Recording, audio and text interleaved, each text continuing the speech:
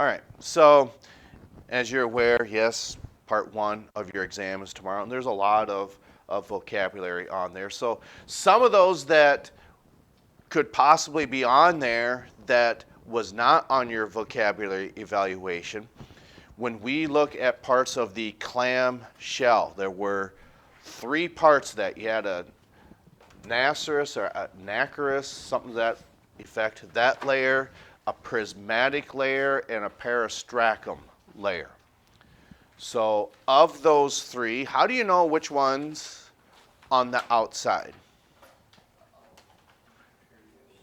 Peristracum, something to that effect, since that has an O in it, you know that's the outer layer of the clamshell. So then what is the next layer in? Is it the nacreous or prismatic layer? It's the prismatic layer. And then finally, the inner portion, which is, I think is just a thin matrix, is your, I really don't know how to say it, but you know what I mean when I say nacreous. Okay. But the nacreous layer is a thin protein matrix. What is the prismatic and peristracum made of, though? We said chalk, but you know it more so as what? Calcium carbonate. Oh man, you're utilizing that general chemistry. It didn't go to waste. And we even maybe have you draw the chemical structure for calcium carbonate. No, we wouldn't do that. You didn't even tell me, it felt like my collar was crooked. It was. It's straight now. Oh, whew. Yes. Okay. And then, let's see here. Your three classes of what phylum? Okay, so what are your three classes? That's one? That's two? Okay, so you got the three classes right, so what are the animals that belong within those classes? Who is a bivalve? Those are clams. Okay, who are four cephalopods? That's one. Two. That's three. And you're going to hit yourself over the head if I say that again. The cuttlefish. So of those four, who is perhaps the odd one out? Who might be, see if anyone else has an answer, who might be the odd one out? Who might be the odd one out?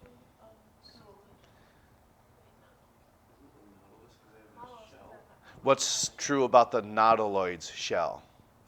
It's on the outside. Where are the other three? On the inside. So, but that doesn't answer the question, why would those other three have an interior shell and not an exterior one? Because they always protect themselves from the outside. Okay. And it could be camouflage as one. That's what it is, but it doesn't explain why. And if they did have to, it's not that they defend themselves or hide, it's more so of, you could say, an escape mechanism or how to avoid predation. So one is camouflage. What might the other one be, other characteristic? Yeah, possibly, but it would be hard for a cuttlefish to outswim a dolphin. No, I mean we're thinking that is true. Yeah, because it was called the flamboyant cuttlefish, and one of the things that, and I can't, it's easier for me to show you than it would be to actually try to draw this. So what I mean by that,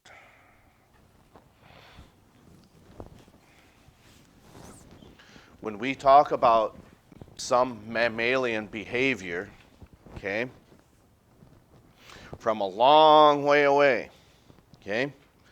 I don't know if this can focus in on this. So now you can see what animal that is. But now with the rest of you, okay, mammals may choose not to even get close to this animal. So from where you're sitting, what is it? So how do other mammals know that this is a skunk? Well, you would have to you could smell it from a long ways away. I understand that, but it might not be the scent. And then this is going back to certain mammalian behavior is once maybe a predator comes across a skunk, it doesn't want to use that spray like you had mentioned. You can smell them from a long ways away, but it does not want to use that scent because it's so exhausting on that animal. So what type of behavior then would that skunk have? From that distance, how did you know it was a skunk? Because of what? Yeah, but you're looking at the animal, but that doesn't explain how you know it's a skunk, though. Yes, it's a black animal with I don't know, not all stripes are going to be the same width, but what the animal behavior would be is if it jumps up on its front legs and lifts its tail up, it's not turned around yet, okay? Its front legs are doing this, and by doing that, it flashes that tail upwards to where, okay, a possible predator is looking at, that's a black-bodied animal with a white stripe. I do not want to encounter that because I don't want to smell bad. So then it can see it that, okay, let's not attack that animal. So then when it comes to a behavior of these cuttlefish, they might puff themselves to be a little larger than what they are, but like you had alluded to, yes, they are poisonous. Okay, so and of course the skunk spray is not poisonous, but it's something that would really, really be irritating, and probably not too much similar to too far off from an incident that we had in this classroom last year. Okay, a bottle got picked up and dropped, and then some things happen. So, and of course, that aroma would spread quite far because it was concentrated, just like skunk spray would be concentrated then as well. Okay.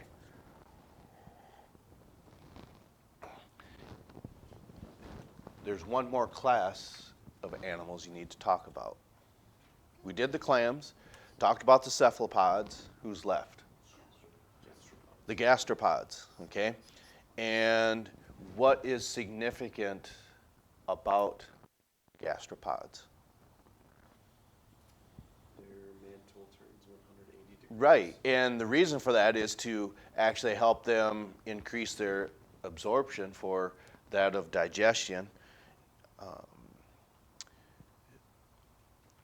It's the first mollusks that we talked about. Are they fairly advanced as far as hunting or food gathering is concerned? Yeah, I think it said something about blank organs that they would have. Starts with a T.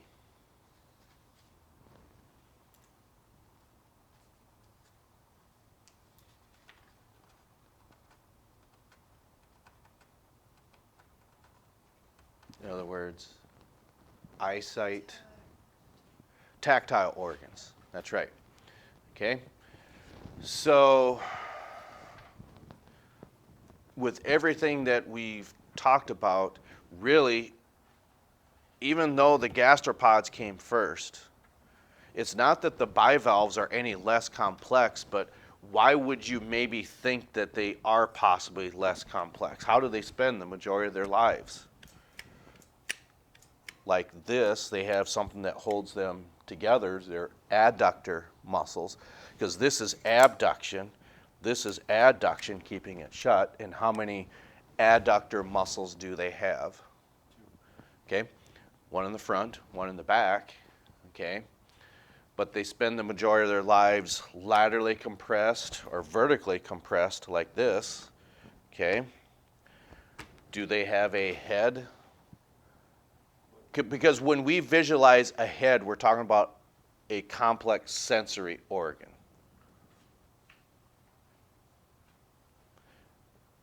And what might be a complex sensory organ located on the head? Because gastropods have them. This is what we just talked about. Well, the brain is going to decipher this. Sight. Do bivalves have that? No, because they have an absent head. You could look at it in that nature. Okay. Trying to think of other things that could be useful. Knowing your classes, knowing your animals that belong in the classes. We talked about these animals do not chew because they don't have a jaw. You could say, we talked about this with the squid. They've got a beak, but that beak is not a chewing action. Rather, that beak is a what? Yeah, exactly. So it's going to clamp down on something like this, but it can't chew, okay? Because there's no muscles to actually drive that jaw. But they do a rudimentary type of chewing, which is a unifying characteristic of all mollusks, because they've got a radula. So what is moving that radula? An odontophore, okay? So that's what does the moving, but that doesn't explain what it is, though. It must be what supplies movement for anything. You're paging through, you are writing. What's allowing you to do that? Muscles do that, that's right. So the odontophore is a muscular action that moves the radula and or tongue. Then, is locomotion the same in all cephalopods? You're shaking your head no. Why are you correct?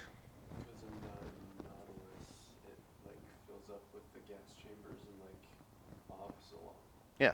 So it's the buoyancy of air in or out of that shell that just allows it to, like you said, bob along in the water. Okay. So that's a difference between the animals in the class Cephalopoda. What might be another? And I know you know this because it's probably the last question on that paper that I'll be collecting here shortly. What was the last question dealt with on your short answer paper? Okay, which we know are the cephalopods. We've said that. So there's 3 ways that cephalopods are different. Now, they can have characteristics in common. That would make sense because they're in the same class, okay? But how can you differentiate? Why is a nautilus different than a squid and different than an octopod? How is an octopod similar than a squid but not the same as a mollusk? So what characteristics would the nautiloids have that are different than the other 2? Outer shell, that's one.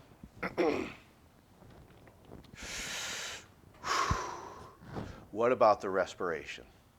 1 pair of gills on the squids and octopus and 2 on the nautilus. That's right. And then the last one would be food gathering.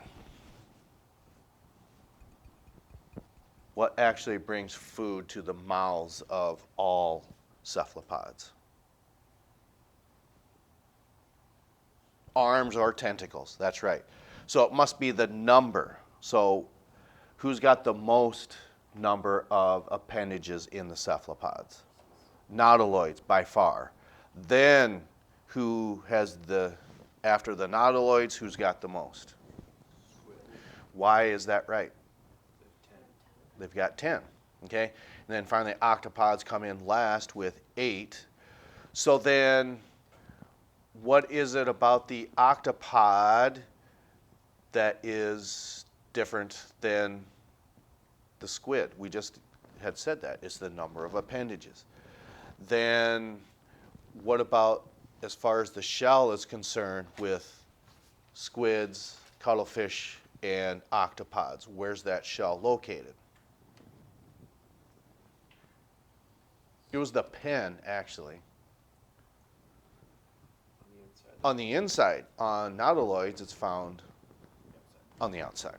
Okay, so we kind of rushed through that. You wrote down some important information, and following along will hopefully be quite beneficial. We will review the, what do I want to say, identifications, and I will put that up on the board now. And I would like to think that I could get this into the drop folder. I know students have told me that we've done away with drop folders, but I know Mrs. Preheim gave me a little sheet that explains how to do that. And I know I've got it here somewhere. But that's the problem. It's here somewhere. And eventually, once I figure this out, oh, there it is, but I haven't found it yet. Oh, I have found it. Okay. So, I'm just going to hit pause for just a moment. Does anyone have their, I was originally going to put these in the drop folder, but we will put this on the overhead, and then you can, at your own pace, write these down. I'll just go ahead and hit pause again. So if you come back to this, it's actually page 193, okay? And you had seen this before, I don't know. That's page 193, and then 196 is the squid, okay? And then, of course, we got that broke down for you.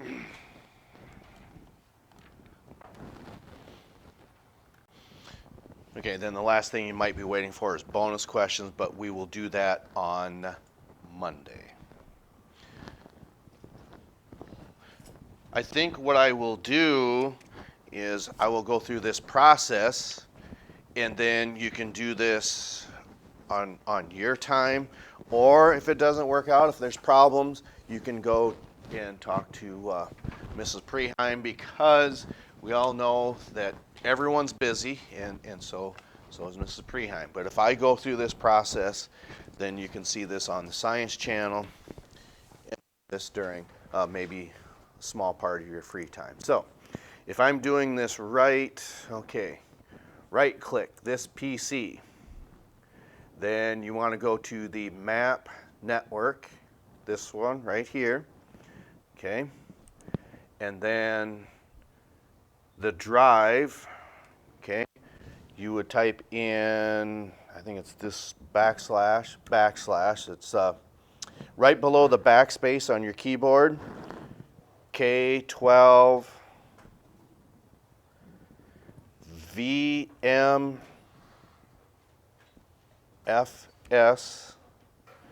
the same backslash, and then it's STAPPS.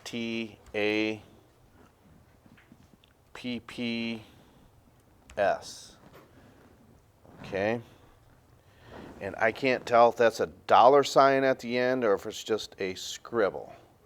Then I think you just hit finish after that. And if that don't work, try putting a $sign at the end. That might be possible because there's a $sign right here. Okay, so just go ahead and cancel this, and then you have that opportunity to go back in and do this. All right, so we will catch up to you next time.